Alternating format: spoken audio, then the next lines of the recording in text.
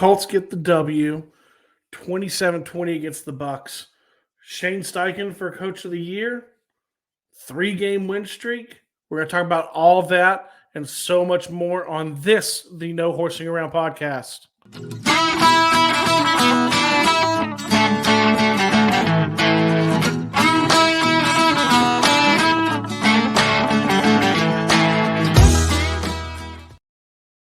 Welcome back to the No Horsing Around podcast.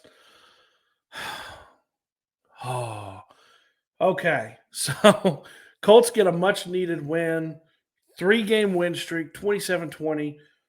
My reaction, God, thank God, right? Like, it's confusing sometimes when you watch the Colts. They get up big. They look like they're going to kind of go away with the game, right? Like you're up 17-3 and you're feeling pretty good. And then you kind of let them back in and then you kind of hold on.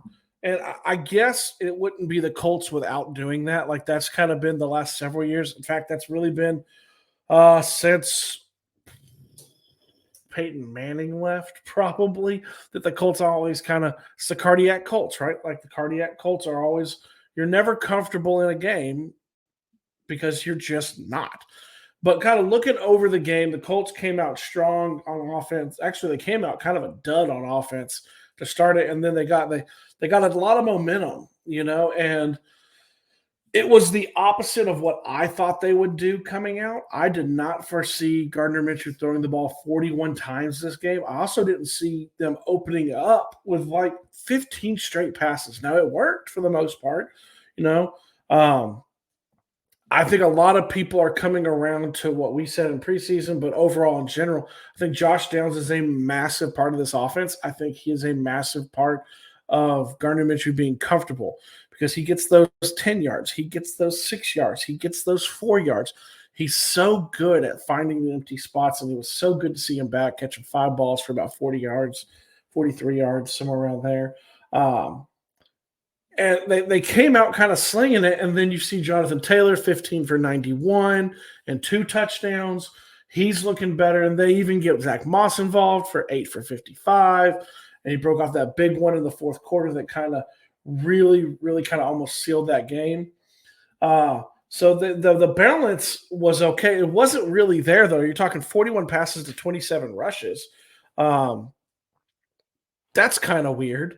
You would think, but also, you looking at the pre-game information, the Bucs are not good against the pass. So you kind of went to look to exploit it. Now, who ate on that? Obviously, Michael Pittman Jr., 10 for 107, right? We could argue, is he a 1? Is he a 2? Should you pay him? Should you not pay him, right? I think you have to settle into the fact that he is the number one priority this offseason for the Colts is to re-sign Michael Pittman Jr. I mean, we'll talk about it. We'll hammer through it. We'll do a video on him at some point. But all he does is catch the ball. All he does is make good plays. He is what you asked for. It is what it is. Now you had a Will Mallory sighting, and you had an Alec Pierce sighting here and there, and it's you had that, but when push came to shove and you needed the yards, it was Downs and it was Pittman Jr. It was predominantly Pittman Jr. in this game, right? So the offense, they get in that groove, and then they kind of all the momentum leaves, when Minshew gets happy feet. He didn't get him as much in this game, but you want to see him avoid that backbreaking interception, which he did for the most part till he had it, and that was huge, But the Colts won the turnover battle. They are now 6-0 on the season when they win the turnover battle because they are 6-5, people. Let that sink in, because at the preseason, I had them winning 7 to 9 games. So I'm feeling pretty good, but man, they're exceeding my expectations right now too. So I mean, when you look at, and then the defense did well. Baker completed a pretty high percentage. You're looking at 20 of 30, but for less than 200 yards. You couldn't seem to take away – you kept him under 100 yards, but you couldn't seem to take away Mike Evans with the 2 touchdowns. Some of them are just freak plays. I think it was the first or second quarter to get them down on the 1. It looked like an overthrow, and he just Megatroned it. It was insane to watch. Um, but you couldn't really seem to contain him, right?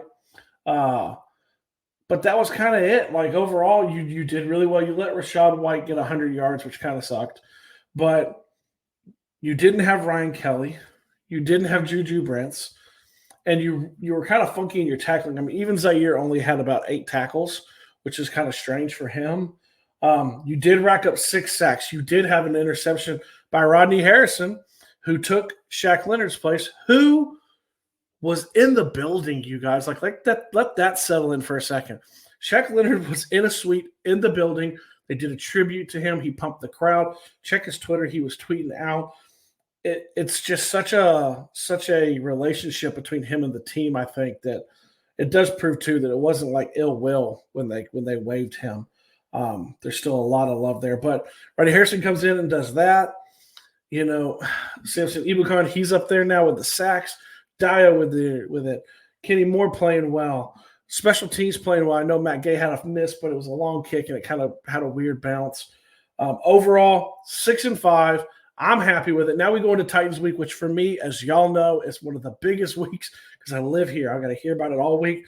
Got to go get that number 7. Knock them officially out of the playoff race, in my opinion. We'll be talking about it this week. As always, you guys, please join the family. Subscribe. Hit the bell so you don't miss it. We're going to go live this week. I plan to go live this week. And as always, I love you, and I know the Colts love you. I'm out.